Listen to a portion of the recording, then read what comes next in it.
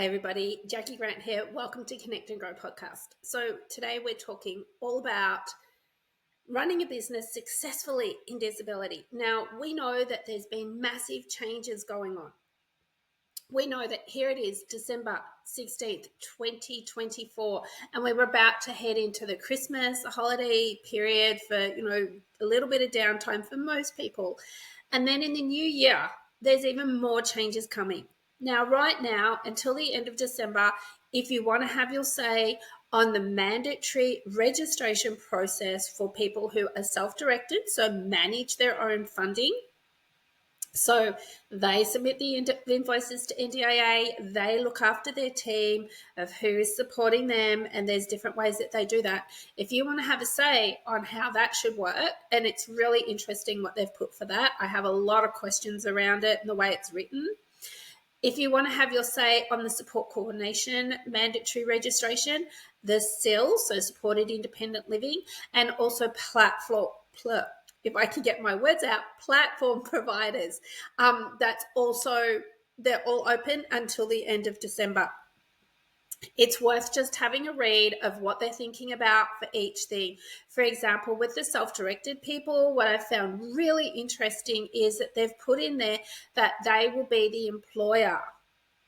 Well, to be an employer, my knowledge, and hey, I'm happy to be corrected on this, but my knowledge, my information about being an employer means that you're going to be responsible for that person's tax, their superannuation, potentially their work cover, meeting work health and safety legislation. So the minute that you're employing somebody, you've got to adhere to that compliance. You're running a business, so you're going to have to potentially declare revenue into the business under the ABN, and then you're going to have to look at any tax that you may or may not have to pay. So how does that work when the person is getting their funding to pay for these services from NDIS? Like, if they're the employer, what does that really mean? And I'm really curious about that. They also mentioned that they would be required to have an audit, but what that audit looks like, I'm really curious about. Incident management, but the one thing they didn't mention was risk management. I'm going to just be giving them a little bit of feedback on this, because if we take it through the lens of somebody is an employer, what are their legal obligations? What is that person's legal obligations to the people they employ? And what if at the moment those people who are self-managed or self-directed are signing a service agreement with the person that's running their business under an ABN? And does that mean then that they would then have to not run their business under an ABN, and they would come under the ABN of the person who has the plan? Like, so many questions. Not here to answer those questions today. Can't possibly answer those questions today because so much is yet to be seen. We also know that there is the plan launch of foundational supports from July 1st next year, 2025. What exactly does that mean? And I'm yet to find out how that is actually paid. Like, how does somebody set their prices? Who is the governing body over this? Like, what if there's a problem with the provider? Like, where does all of that go? Is it like independent, like private business? Is there a pay scale? So like with NDIS, there's the maximum, the cap that a business can charge, but with foundational supports, is there going to be that cap? Does money come in from elsewhere? Like, how does it all work? Because at the end of the day, it is still a person with a disability, whether or not they have an NDIS plan. Foundational supports is meant to be open to anybody with a disability. So curious to see how that's all going to work, because there's legislation around that. Now, that is all coming out over the next 6 months. We're going to see even more changes. But what we're also seeing at the moment is that in new plans that are coming out, people's funding's reduced. We're seeing more and more businesses in payment locks. So it's tied up. They're not getting paid for 3-6 months.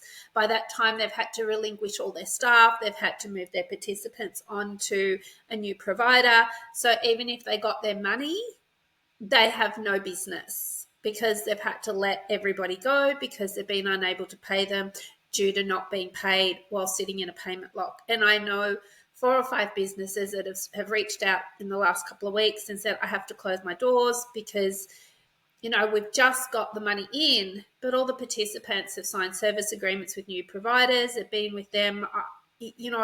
What do I do?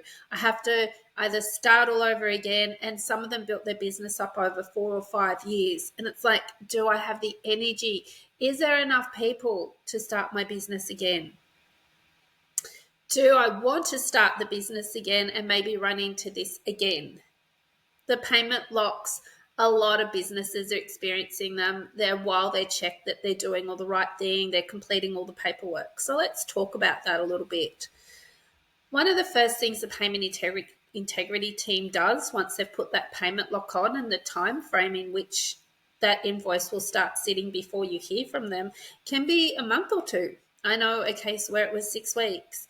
Nothing. The provider's going, we're still providing services, and it ended up being 2 months worth of invoices that they weren't getting paid for. They just kept sitting in the system as pending. Eventually, they had some communication from the payment integrity team, and they were asked for service agreements, risk assessments, support plans or care plans, whichever name you want to give it, support logs, effectively timesheets. They were asked for case notes or progress notes, shift notes, same type of thing, 3 different ways of calling it. They were able to produce all of that. They even had all of their support logs. 99% of them were signed by the participant and or their family member, whichever was relevant. A lot of businesses can't. A lot of businesses that have come to me have said, no, I don't even have a service agreement. I don't do progress notes. I don't feel the need to. I'm an independent. Those businesses their payments have been declined because they didn't have anything in place. They're now like, well, I kept working for like 8 weeks and I didn't get any payment. They've said that they're not going to pay me for all of that work for 8 weeks. Now what do I do? And I've said, well, you could discuss with them about getting your business set up properly with your documents, your policies and procedures. And then hopefully they would lift the payment lock. So moving forward, they would pay you and you would start to keep that information. Some of these people have said to me, no, I don't have to. I'm an independent. I'm not a business. I don't have to do this. That on its own raises a lot of questions. If you are an independent with an ABN, you are a business. So please be mindful of that. Please take care of yourself over these next few months of changes. We're going to see probably a good 18 months of change, and it could even be 2 years before things are really settled down. I mean, it takes time for everybody to adjust to different things. So if you are a business owner, what is your contingency plan for your business? With SIL, we're already seeing a lot of SIL providers having to go, oh my gosh, what do we do? Our person was 1-to-1, now they're 1-to-3. So that means that how much they can invoice for that one person is less. Or they have to work it out to be less hours of support, or there has to be another person living in the house. However, they're going to meet that ratio of 1 staff member to 3 people. This is changing. There's a lot of people going to review around those when they get that new plan and it's 1-to-2 or 1-to-3. They're saying, no, they're 1-to-1. But that takes months and months and months. So decisions have to be made. And as a business owner, you do have to make those decisions. So I'm just going to bring all this together right now and say if you are a business in the disability sector, know that it takes a lot of time, a lot of energy, and we are going through massive change. If you're just starting out and you think, yes, I'm going to work in disability and I'm going to earn a lot of money. I'm going to be a millionaire. I've seen people, they're millionaires. It's such easy money. It is not easy money. If you are entering into this sector, please enter it in for the right reasons, that you really want to be able to support, empower, and work with people who live with a disability.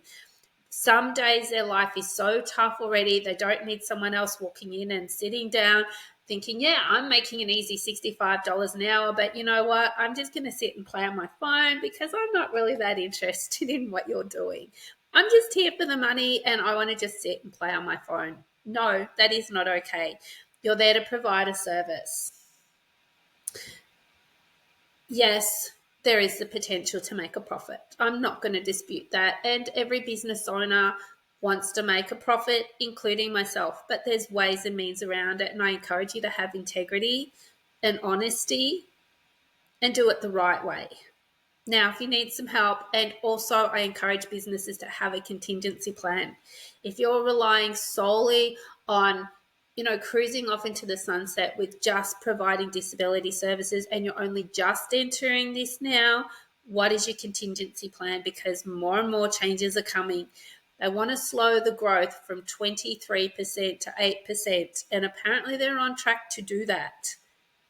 They're also, as they're slowing that growth of the scheme from that massive amount, they are also slowly removing people off the scheme. We are seeing that more and more, and it is anticipated that more of that may well happen once foundational supports is up and running.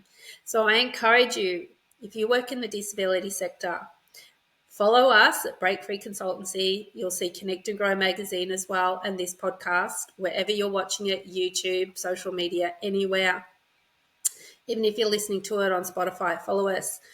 We have our membership where we give tips, tools, and strategies on a regular basis. But connect with us because we're going to be supporting you as we go through all these transitions into 2025 and beyond.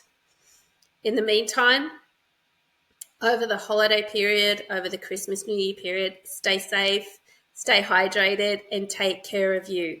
You are amazing. Thanks for watching and listening.